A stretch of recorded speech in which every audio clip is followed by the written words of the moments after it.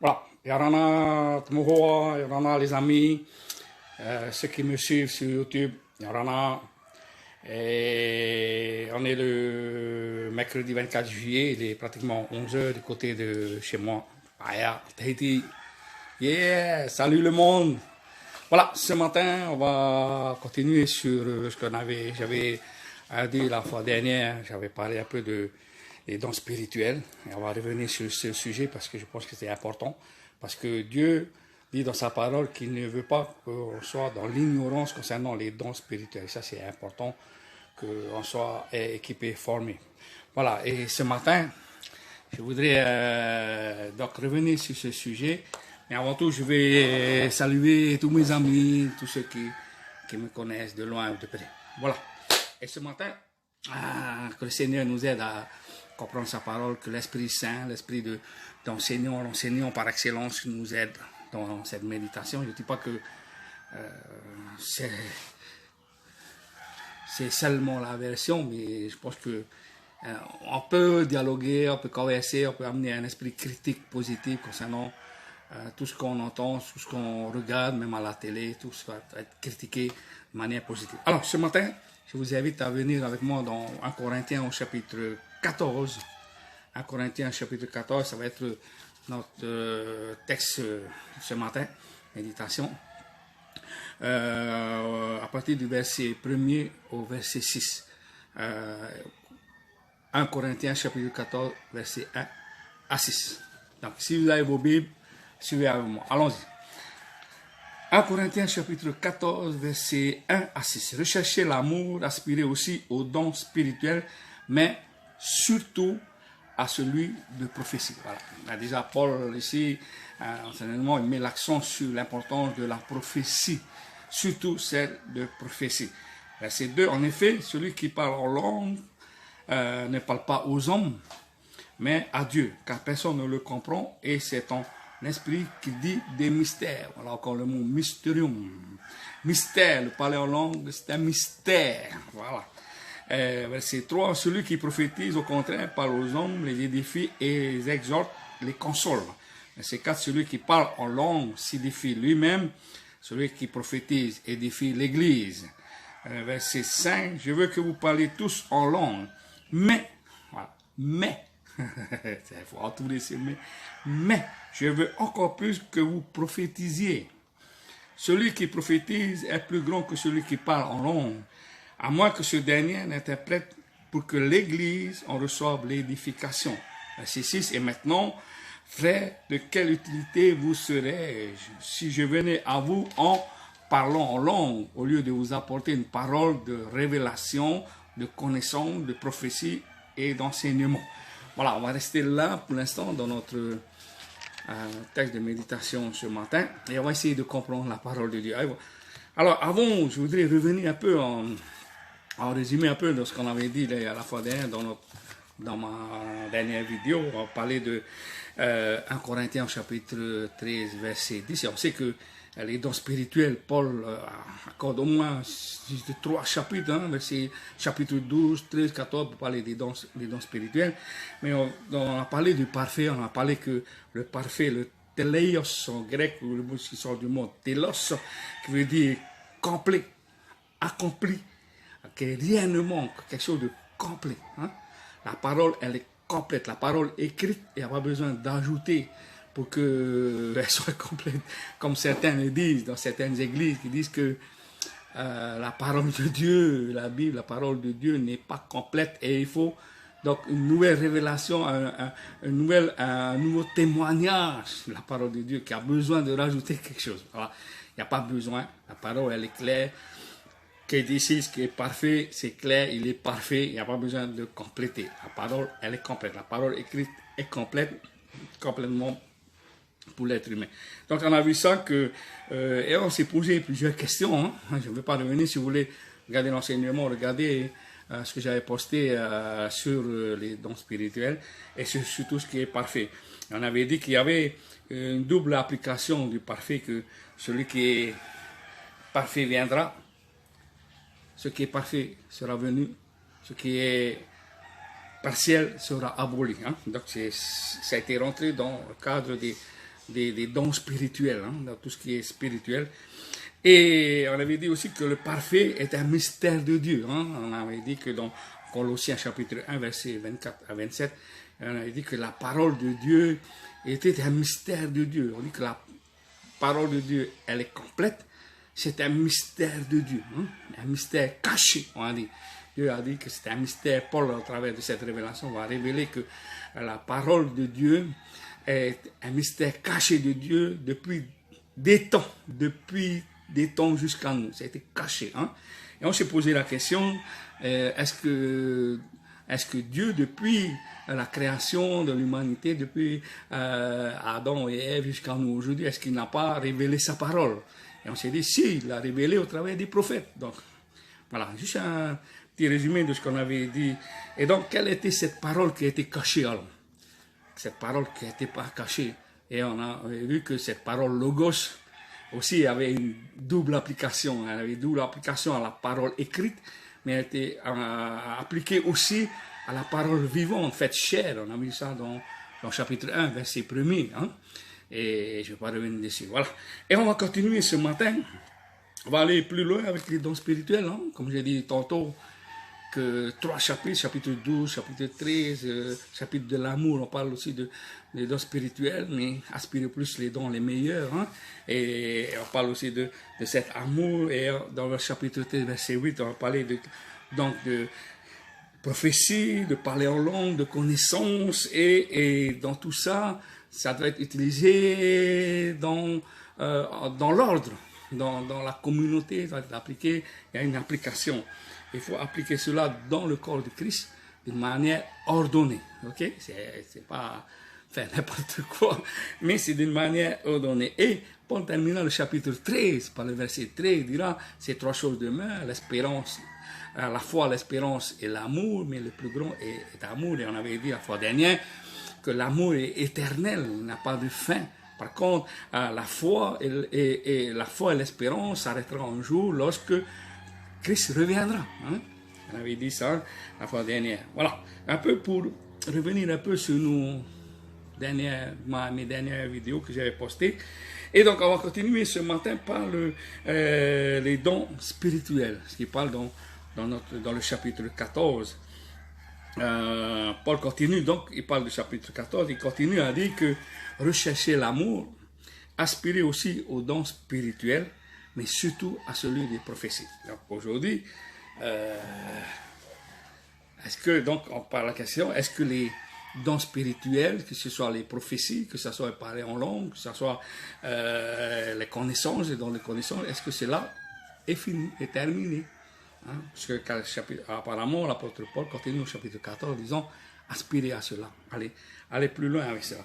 Et donc, au chapitre 14, on voit qu'il y a une application pour l'église locale. On voit ici que Paul met un cadre à ces dons spirituels dans le cadre de la communauté, dans le cadre de l'église. C'est pas le fait de faire n'importe quoi, n'importe comment. Alors, il met un cadre. Comment ça doit être utilisé, ces dons spirituels. Il y a un cadre. Hein? On ne peut pas faire n'importe quoi. Hein? Mais avant cela, c'est important qu'on revienne à ce qu'on avait dit, qu'on revient au début, comment ça s'est passé. Parce que au commencement, quand Yeshua choisit des 12 apôtres, ses 12 disciples, et on a vu qu'il y a un qui va lâcher et il va être remplacé par Matthias. Hein, dans Actes chapitre 1er, verset 26, il va être remplacé par Matthias, hein, qui a été choisi pour remplacer à Judas. Et donc, après, il y a eu sa mort, sa résurrection, et la Bible dit que Yeshua va réapparaître, il va apparaître à nouveau à ses disciples. Il va apparaître à nouveau à ses disciples et pendant 40 jours, il va être avec eux pendant 40 jours après sa résurrection, et il va les enseigner concernant le royaume de Dieu. Ça, vous pouvez trouver dans Actes chapitre 1er, et les versets 1 et 2. Et ensuite, ils étaient là regroupés, ils étaient 120. La Bible dit que dans Actes chapitre 1, le verset 16, ils étaient 120 réunis, et il va leur recommander, il va donner un ordre, il va leur dire qu'il faut qu'ils restent ici, qu'ils restent là, et attendre la promesse que le Dieu le Père a promis, c'est-à-dire le Saint-Esprit, le baptême du Saint-Esprit. Regardez ça dans Actes chapitre 1 et versets 4 et 5. Et donc, verset 8, il dit là, dans Actes chapitre 1, verset 8, il dit, et là, à ce moment, vous recevrez une puissance, celle du Saint-Esprit viendra sur vous et vous serez mes témoins, d'abord à Jérusalem, puis en Judée, puis en Samarie, et puis aux extrémités de la terre, c'est-à-dire à Tahiti. Oui, c'est arrivé jusqu'à nous, à Tahiti, l'évangile. Gloire à Dieu. Je suis sauvé par la grâce de Dieu. Et c'est arrivé jusqu'à moi, jusqu'à nous aujourd'hui. Et cette puissance qui est sorte du mot dunamis, qui est attaché au mot dynamo, ou alors dynamite. Dynamite. Celui qui reçoit la puissance de Dieu est un danger pour les ténèbres, est un danger pour le monde démoniaque. C'est une dynamite et une puissance qui habite en lui, qui est en lui. Et là, en Actes chapitre 2, ils étaient là, ils attendaient. Et ils attendaient, et la Bible dit que dans Actes chapitre 2, peut-être on va pouvoir lire Actes chapitre 2, verset 3. Alors, Actes chapitre 2, verset 3.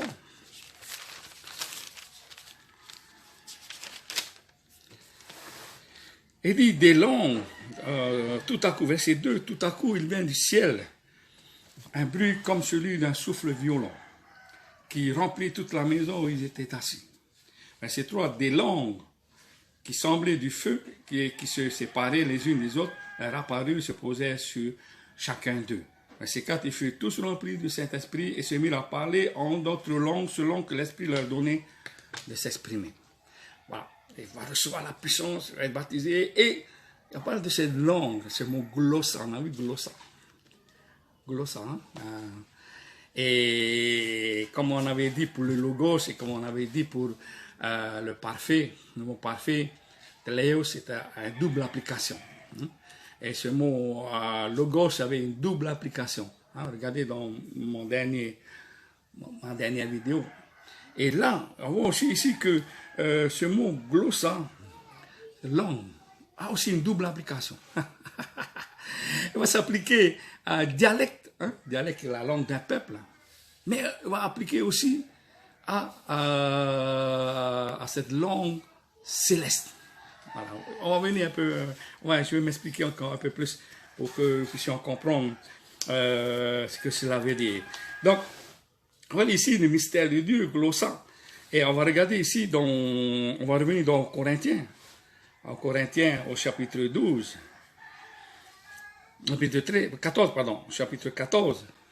Par rapport au mot langue. Verset 2. En effet, celui qui parle en langue ne parle pas aux hommes, mais à Dieu. Voyons ici que ce mot glossa, langue, parle de la langue des anges. Dans chapitre 13. Verset 1er, Paul mettait déjà le point sur cette langue-là. Il dit, quand je parlerai les langues des hommes et des anges. Donc la langue, le mot glossa avait une double application. Il est appliqué à la langue dialecte d'un peuple, mais aussi il est appliqué à la langue céleste, la langue des anges.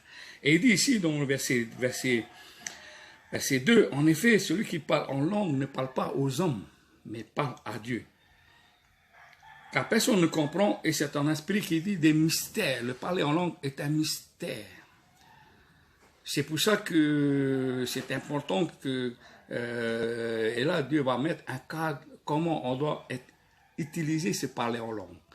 C'est dons spirituels. On parle ici de parler en langue, on reviendra sur les prophéties, mais je vais rester sur le parler en langue. Est-ce que le parler en langue, les dons spirituels, aujourd'hui, existent encore? Est-ce qu'on doit encore pratiquer? Ou est-ce que c'est fini? Et c'est là que je veux revenir. Alors, il dit ici, si on continue dans le chapitre 14, et là, l'apôtre Paul va mettre un cadre, comment il doit être utilisé dans la communion, dans le cadre d'une église, d'une communauté, comment le parler en langue doit être utilisé, et comment il doit être utilisé d'une manière personnelle. Et si on continue, donc, il dit ici, verset 3, celui qui prophétise, au contraire, parle aux hommes, les édifie, les exhorte, les console. Celui qui parle en langue s'édifie lui-même. Celui qui prophétise édifie l'Église. On voit ici que parler en langue, c'est personnel. C'est pour toi. Okay? Dans ton culte personnel, dans ton temps de méditation chez toi, pratique le parler en langue. C'est là que tu dois aimer. C'est pas dans un cadre de communauté où tout le monde commence à parler en langue. Là ça pose problème. Hein? Et l'apôtre Paul va voir cette situation, va vivre une situation comme ça, et Dieu va l'inspirer, va mettre un cadre de comment on doit utiliser ce parler en langue. Et on continue au verset 5.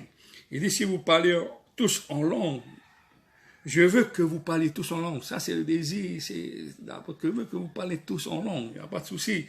Je veux que vous parlez tous en langue. Mais je veux encore plus que vous prophétisiez. Et là, il met l'accent sur ce qui est plus important, le parler en langue et la prophétie.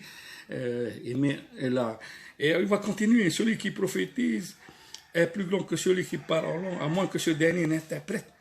Pour que l'Église, on reçoive les différences. Maintenant, frère, de quelle utilité si je viens vers toi, si je te parle en langue? Il va rien comprendre. Il va rien comprendre. La personne à côté va rien comprendre. Et c'est pour ça que l'apôtre Paul va mettre un cadre à tout cela. Et il va dire que nous devons tous parler en langue. Mais le parler en langue, ça doit rester dans un cadre personnel. C'est pour ton édification, comprenez-moi bien. Parler en langue, c'est pour ton édification personnelle, c'est important. Mais est-ce que cela est fini? Parce qu'aujourd'hui, les gens disent, c'est pas de Dieu, c'est quoi? Oui, parce que tout le monde fait ça dans la communauté, tout le monde parle en langue, et c'est ça qui choque les personnes. Et l'apôtre Paul dira, il faut que ça soit fait dans un ordre, que ce Dieu est un Dieu d'ordre. Hein? C'est un Dieu d'ordre, et il n'y a pas de désordre en Dieu. Et donc, pour aller plus loin, et c'est ce qui s'est passé, et l'application de ce qui est mon glossa dans le parler en langue, qui est un dialecte, on peut revenir dans je pense que c'est dans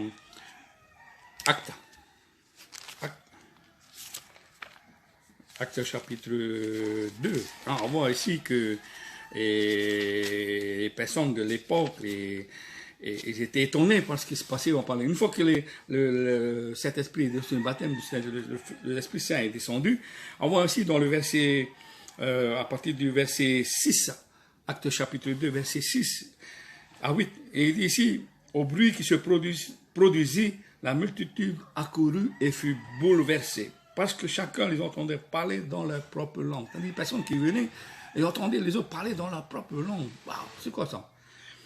Et ils étaient hors d'eux-mêmes.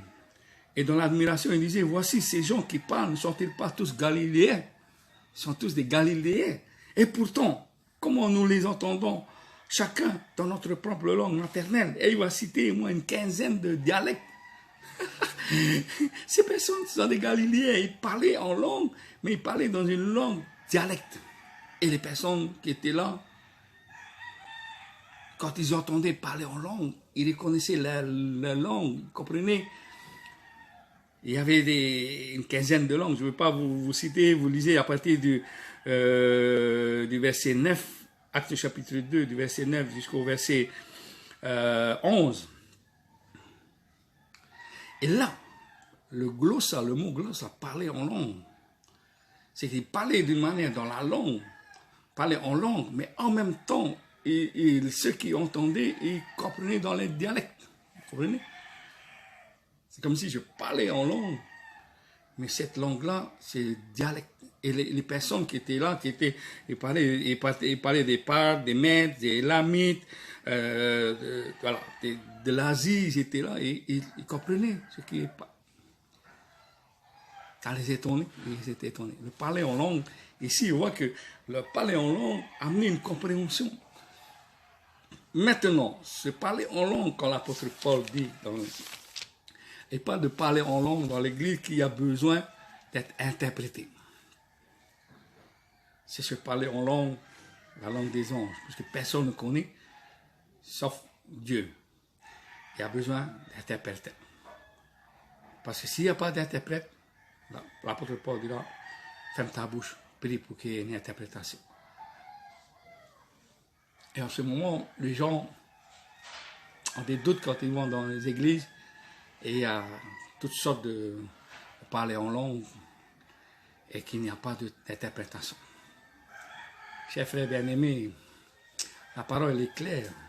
Les dons spirituels sont encore là jusqu'au parfait viendra. Soyez encouragés que si vous traversez une situation de celle-ci, demandez à Dieu. Ayez un esprit critique. Ce n'est pas parce que je vous dis que vous allez y croire, non. Faites vos recherches. Regardez, demandez à l'Esprit Saint de vous éclairer, de vous donner une direction, de révéler les choses. Je dis que tout simplement que les dons spirituels continuent jusqu'au jour où cela va s'arrêter. On continuera la prochaine fois dans une autre vidéo concernant les dons spirituels parce que je pense qu'il y a, si l'apôtre Paul a consacré plus ou moins 3 chapitres à ce sujet, c'est qu'il veut vraiment mettre l'accent sur les dons spirituels.